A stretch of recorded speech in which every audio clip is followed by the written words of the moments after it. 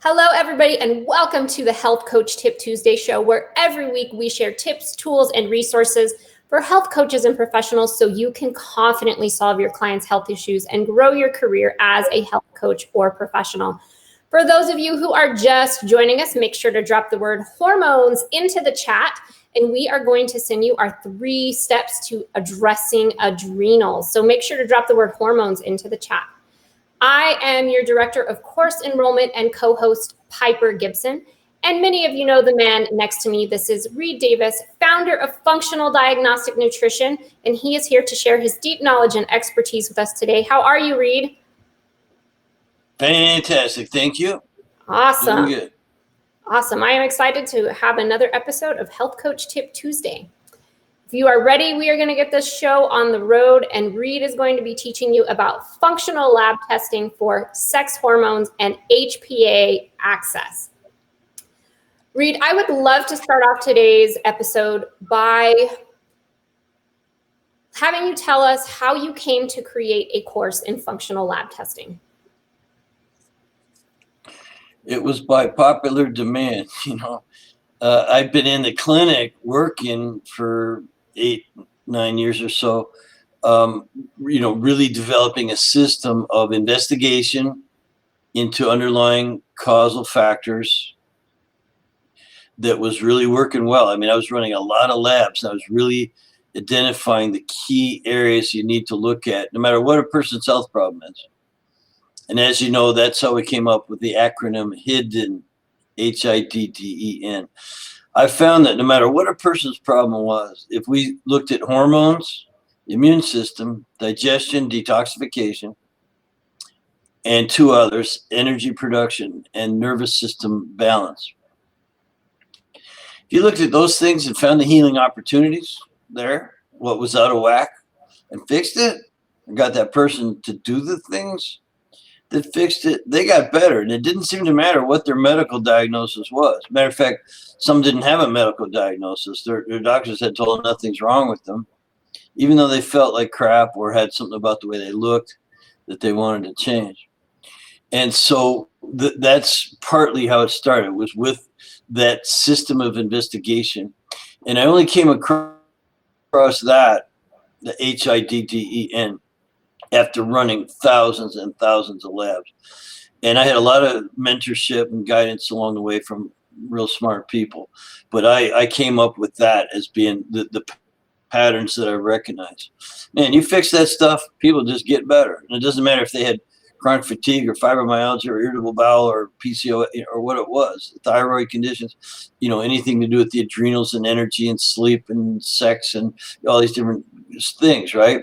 So you had to look there. Now, as far as fixing it, I don't like to use the word fix because it's really just restore, get things back to normal. It doesn't mean things were broken. They're just out of balance and out of whack. So that required not just supplements and not just say, acupuncture and not just this and not, it required a complete epigenetic lifestyle program, a holistic program. And that's where the DRESS comes in. So we have another acronym. And I just found that, and this was, again, over a long period of time, Piper, that people had to eat right. So I became a pretty good nutritionist. People had to sleep. So I became, very knowledgeable in that. Plus, I like to sleep. And then, of course, exercise, which I don't like doing. But I know I became a personal trainer, and I realized how important that was. Then the biggest area, besides supplements, you have to know a lot about those too, but was the stress reduction and finding and using the labs to help find hidden stressors. So we investigate HIDDEN, and we apply the principles of health building through DRESS, diet, rest, exercise, stress reduction, supplements. And that is what I was doing. And then everybody, just all my I was giving lectures all the time on those things to get new clients. And I had one of the busiest practices in the country because they're going out, talking about the hidden stressors, talking about dress, talking about let's do some testing and some protocol. And I had clients like unbelievable practice, and one of the just busiest practices you could imagine. And they were the ones telling me, you should be teaching this to other practitioners. Why should you be the only one doing this? And I said, well, what do you mean? They go, well, no one else is doing this. You got to be teaching. And so I was inclined to start teaching, but when the labs themselves and some of the other companies I work with were saying, who the hell are you? Nobody's this busy. Nobody's this busy. No one can run that many labs by themselves. You must have 5 doctors working there with. I'm like, no, it's just me. But I go out and I talk, and I get a lot of business from that. They just flock. The reason is people hear you when you talk like that, and they go, I want that. They want that. They don't want to be sold something. They want to be compelled by common sense and these kind of things. And so, and I'd organized myself really well. And so that's how the course started. I just decided, okay, I'll put some slides together and teach. And I did a weekend. First thing was a weekend workshop. It was pretty sold out, and it just went from there. The course has grown over the last 12 years by listening to the people who took it.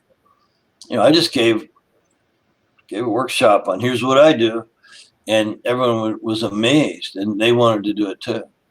So I started teaching more and more. Now I just teach. So FDN has basically helped tens of thousands of people. I helped 10,000 by myself, but now that I've deputized, a few thousand people, about 1,000 are actually very active, really professionals. Then heck yeah, it expands and expands. It's all over the world. We're doing FDN in 50 countries. That's incredible. That's really an amazing accomplishment. Because of your in-depth experience, what are some of the big clues that you see when it comes to HPA axis and stress hormones? Well, it's funny because that's where I started testing. The first labs I learned how to run were the hormone tests on the stress hormones and the sex hormones. And that was because one of my mentors believed that was the key to getting people to pay attention to all the other things that influence stress and the hormones. So, but taking a good assessment of your current situation is important, and it really wakes people up, and it answers questions about where to go next and what do I need to do to get better. Not what product do I need to take to get rid of the symptoms, but what do I need to do to actually get better, fix it, so to speak.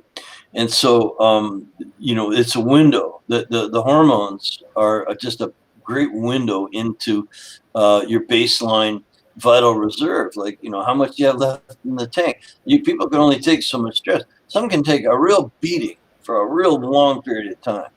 It's amazing how much stress we can actually handle, just depending on the person. We all have this, you might call it adaptive reserve. Thomas Guillaume's, one of my heroes, says metabolic reserve. Long before he came around, I was calling it adaptive reserve. And it's kind of like what you have left in the tank. Some people are very catabolic. Man, they're just getting older faster. And they're not really, as long as you're just patching things up, you're not really addressing the underlying conditions. They're called subclinical, or they're underlying conditions that most physicians aren't looking for. And if it doesn't show up in a blood test, they say you're fine. I see a lot of people on the internet, on social media, talking about adrenal fatigue. Can you elaborate on adrenal fatigue and where the term comes from? Yeah, I kind of feel we've talked about this before. It's a great construct, but the adrenals don't really get tired. They get dysfunctional, and they might operate better in one area than another. The adrenals are actually almost like 4 glands in one. You have the adrenal medulla that makes mostly your adrenaline type hormones, catecholamines. And then there's 3 layers of the cortex on the outside that each one produces or majorly produces a different hormone. One produces the cortisol, one produces the DHA, and another one produces a hormone that affects your electrolyte levels and the mineral corticoids. So it's important to know the physiology of the gland that you're blaming for a person's trouble. So, but 20 years ago, we didn't know that. We were just calling it adrenal fatigue because it worked. It's a great construct. I wish we could still use it, but it's just not quite accurate enough. But because if you can you can show in a lab work that you're not responding to stress the way you could be or should be. That's why you feel so lousy. And so the idea of like, well, calling it adrenal fatigue was very handy, and it got people to pay attention and actually change their behavior. So I didn't have a problem with it, but just when the science started evolving around that, and again, Thomas Williams, the PhD, helped me dial it in, and Dr. Brian Walsh, and guys like that, Dr. Bill Bailey, and I have had my own mentors, and so we got it all straightened out pretty much. Can't call it adrenal fatigue, but you're under stress. You're robbing from Peter to pay Paul. The body's in an adaptive state. It's trying to adapt, and the more stress you put under, the harder it is for the body to make those adaptations. Things start to break down. You get cortisol dominant, even if your cortisol is low. The counter-regulatory hormone DHEA goes down even more. So you need this cortisol to DHEA ratio to be very well balanced to have a happy, healthy life and have good hormones. The downstream hormones are really important for a lot of functions in your body, and a lot about the way you feel, your energy and sex drive and all kinds of things, sleep. And so you need good downstream hormones. You need the upstream. That's why we start with most people looking at hormones. It's a good indicator of what's left in the tank, and it gives you stuff to work on. I didn't say stuff to take. You can take supplements and you can tweak it a bit, treat the paper, but it's really supposed to be an indicator of what's going on in your life that you need to modify. How does lab work play into customizing recommendations? Well, again, the lab work is just trying to identify healing opportunities, like what needs to be restored, repaired, rebalanced, or what have you. These are not medical diagnoses. These are just, again, where you need to work. And so hormone balance is critical. And so getting people to understand by looking at the paper, this is what we want to balance. This is out of balance. No, the work to get it back in balance without just taking a supplement, because again, we don't want to just treat. Well, most of the time it involves some lifestyle changes, like finding out what all the various stressors are. And this is why health coaches do a good intake on what's things going on in your life. They also do a good physical assessment. All the aches and pains and things like that. Also, the chemical and biochemical stressors, the environment is pretty horrible for a lot of people, and it has different effects on different people based upon their own unique resiliency and adaptive reserve, which I just talked about.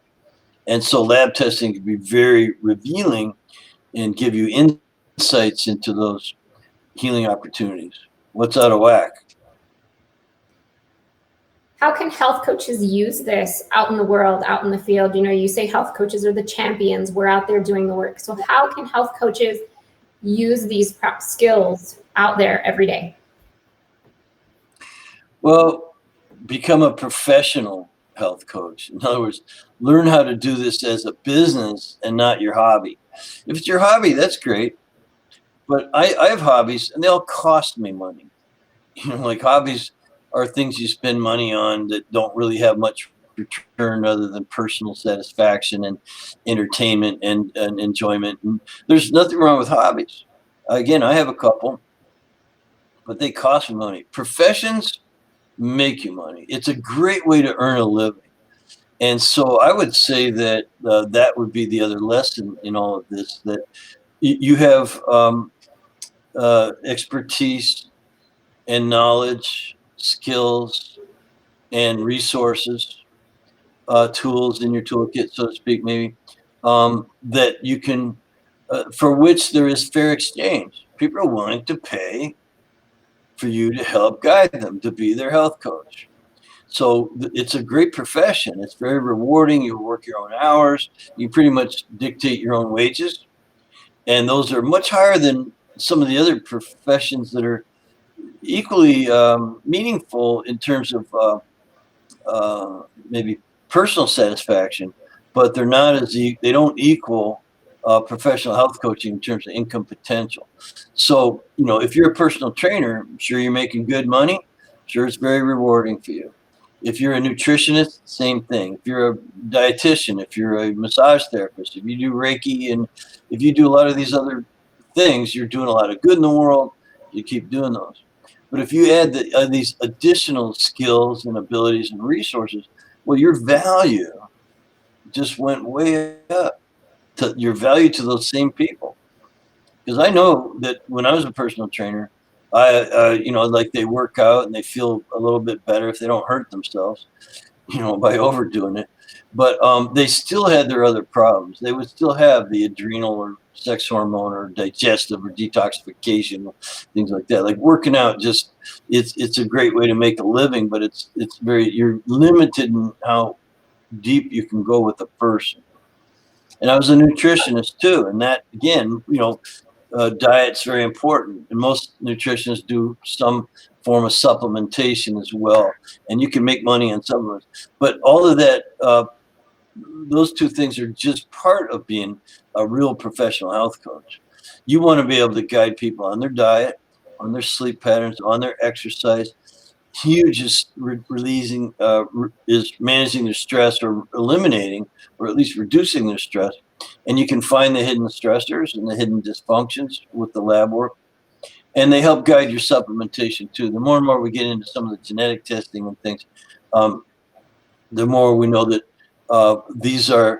it's a good way to apply epigenetics. So everything we do is applied epigenetics. It's really allowing health to express itself in the most robust way possible with each person.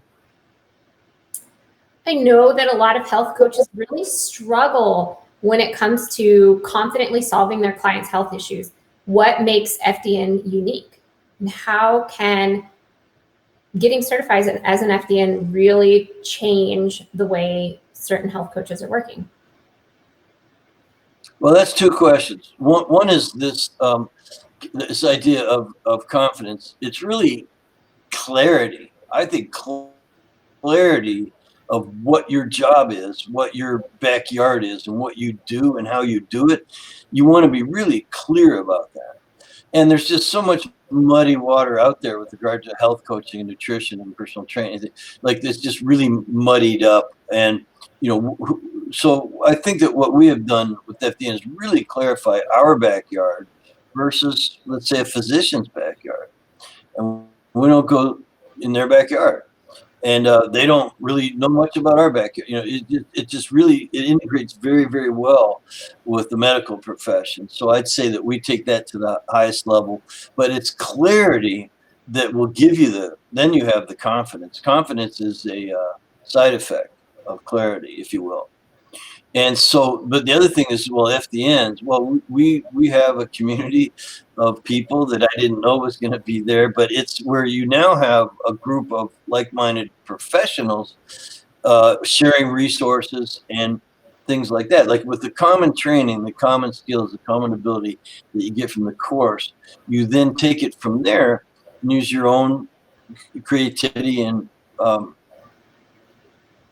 desires to work in a particular niche. You might work with people who have a similar problem to what yours was or is.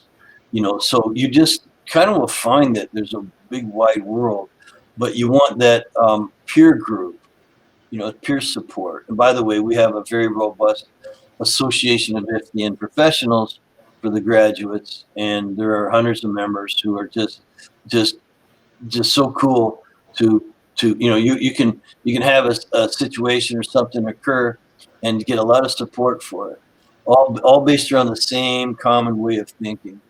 And sometimes you just need to be reinforced, so I think that's the part. And also the lab access. We have probably the most robust medical director program anywhere, where we have a couple of doctors who we run our labs under, and they supervise to some extent.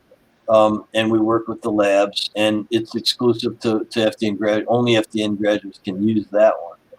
Now, you can go get labs somewhere else because there are direct-to-consumer labs, but there's just nowhere near the support in two important ways. One is a lot of that support I've seen, it's all medical support. It's just, what's the diagnosis? What's the agent you use, whether it be a drug or supplement? What's the dosage and frequency? With little regard for whose test results are these.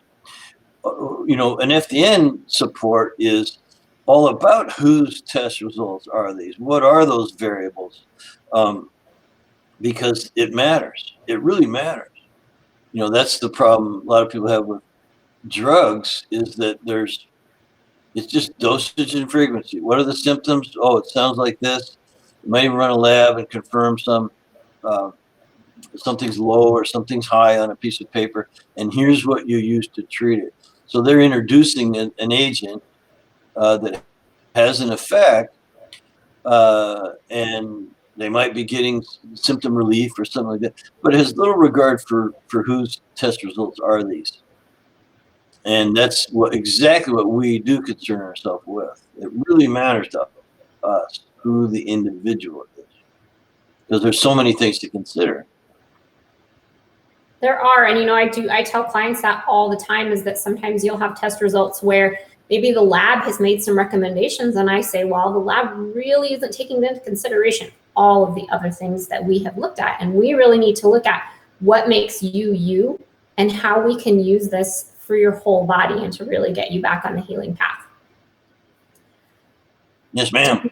Yes. Do you have one tip, tool, or resource you want to share with everybody today? One fantastic takeaway? No. That's just not throw you off there. Your answer. I never have just one thing. You know me. There's no one thing. Okay. I mean, I've talked about this before. Yeah, but I would say to pay attention to your body. That women live older than men, live longer than men, and for 20 years I've studied and looked at it, and I would say it's mostly just because they pay more attention to their bodies. Their little owies, they go get it fixed or looked at, or they try to do something about it. Men ignore their owies, for the most part. Mm-hmm. At least real men do, right? Just kidding.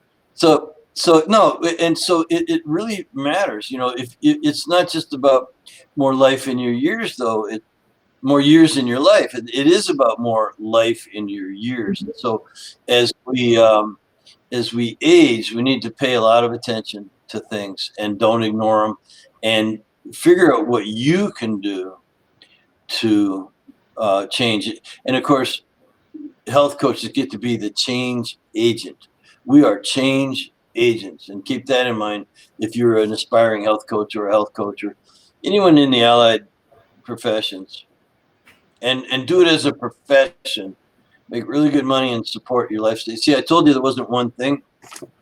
You were right, but all of your tips are always useful and fantastic to take away. So I do think that people have lost their ability to be in touch with their body. And the cool thing about FDN is that we can teach people how to do that. Again, fantastic. Yes. Well, Reed, as usual, great topic, always fantastic takeaways.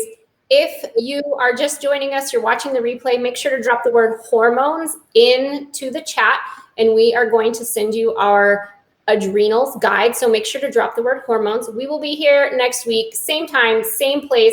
Thank you for joining us. I hope you all have a fantastic week. We will see you later. Bye. Bye-bye.